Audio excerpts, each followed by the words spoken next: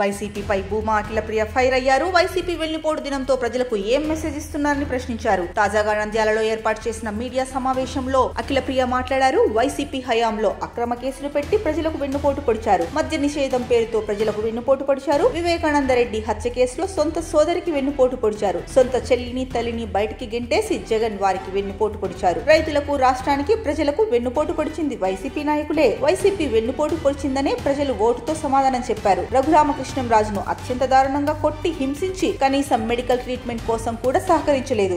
అమర్నాథ్ గౌడ్ అనే బాబును అత్యంత దారుణంగా పెట్రోల్ పోసి అంటించి చంపినప్పుడు ఏం చేసింది వైసీపీ అని ఆమె ప్రశ్నించారు. ఏ రోజు అసెంబ్లీకి రాని వైసీపీ ఎమ్మెల్యేలు కూటమి ప్రభుత్వంలో జీతం తీసుకుంటున్నారని ఆరోపించారు.